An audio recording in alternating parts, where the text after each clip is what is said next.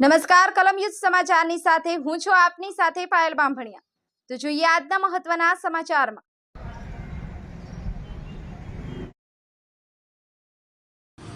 जय आदिवासी देवगिरी शासना अध्यक्ष માંડવી તાલુકા કિશોરભાઈ વસાવા आज रोज અમે પ્રાંત સાહેબને આવેદનપત્ર આપવામાં આવ્યા હતા। જે બાબતે પીનપુર દરદા ગામે ઉમરપાડા તાલુકામાં અમે આદિવાસી જે અમે દેવી દેવતા પૂજવાવાળા ખત્રી દેવ દેવી મારી દ્વારી માતાને અમે જે પ્રકૃતિ પૂજક છે અમે જે રીતે પૂજવાવાળા એ રીતે આ લોકો પીનપુર દરદા ગામમાં આ ખ્રિસ્તી ધર્મના જે લોકો આ મોટા મોટા કાર્યક્રમો કરીને અમારા આદિવાસીને એ લોકો ધર્માંતર કરવા બાબત આ કાર્યક્રમો કરે છે કે પછી આ એક જાતનું એ લોકો ષડયંત્ર કરીને આદિવાસીમાંથી એ લોકો ખ્રિસ્તી બનવા માટે આ લોકો યોજના બનાવે છે। એના બાબત અમે કડકમાં કડક કાર્યવાહી થાય એ રીતના પ્રાંત સાહેબને અમે આવેદનપત્ર આજ રોજ આપવામાં આવ્યા હતા। જે બાબત કે અમે તેની બાબતમાં કહેવા માંગીએ છીએ કે અમે પ્રકૃતિ પૂજક જે બાપ દાદાથી પૂજવાવાળા કે વાઘદેવ મોરદેવ નાગદેવ નદી નાળા જંગલની જમીન અમે પૂજવાવાળા છે।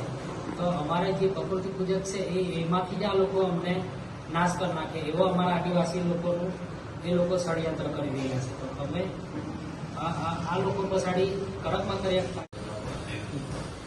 જય આદિવાસી દેવ બિરસા સેના સુરત જિલ્લા અધ્યક્ષ અમે આદિવાસી પ્રકૃતિને પૂજનાર નદી નાળાને પૂજનાર તથા જે ડુંગર દેવ હોય નાગ દેવતા હોય એને પૂજવા વાળા અમે પ્રકૃતિ પૂજક આદિવાસી। અમારો જે વિસ્તાર છે એ સંપૂર્ણ આદિવાસી વિસ્તાર છે।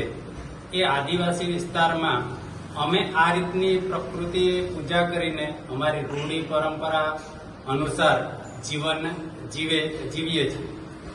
હવે આ વિસ્તારમાં એક ખ્રિસ્તી લોકો દ્વારા એક બહુ ઘણા મોટા પાયા પર મોટો કાર્યક્રમ ઉમરપાડાના પીનપુર દરદા ગામે તારીખ 4 નવેમ્બર 2024ના રોજ જોય ચર્ચ દ્વારા એ લોકોએ ખૂબ મોટા પ્રમાણમાં આયોજન કર્યું છે।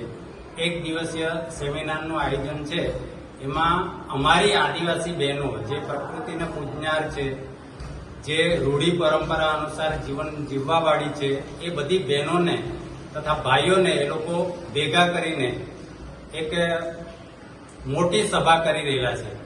અમારી આશંકા એવી છે કે આવી મોટી સભા કરીને અમારો જે આ રીતના પ્રકૃતિ પૂજા કરીને જીવન જીવવાવાળો જે સમાજ છે આદિવાસી સમાજ એમને એ લોકો ધર્માંતરિત કરવા માટે ખૂબ મોટું ષડયંત્ર એ લોકો ચલાવી રહ્યા એવું અમને લાગે છે।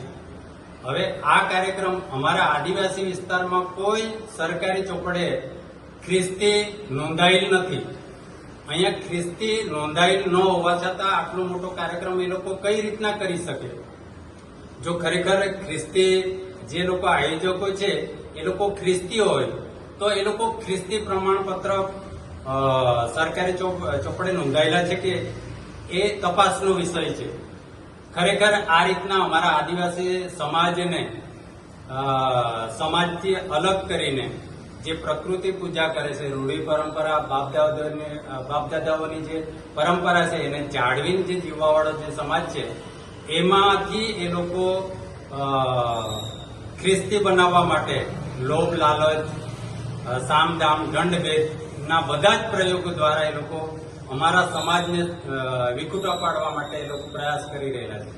આવા મોટા મોટા કાર્યક્રમો દ્વારા એ લોકો અમારા સમાજને ઘણું મોટું નુકસાન પહોંચાડી રહ્યા છે। તો આ જે કાર્યક્રમ જે થવાનો છે એ કાર્યક્રમ ન થાય એવી અમારી માંગણી છે। એના માટે અમે આજે પ્રાંત સાહેબને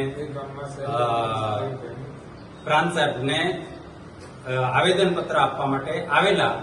હવે જે ગામમાં જે કાર્યક્રમ થઈ રહેલો છે એ ગામમાં કોઈ ખ્રિસ્તી છે જ નથી, સરકારી ચોપડે કોઈ નોંધાયેલ જ નથી. છતાં પણ આટલો મોટો કાર્યક્રમ શા માટે, એ તપાસનો વિષય છે. જય આદિવાસી. રામ રામ. રામ રામ.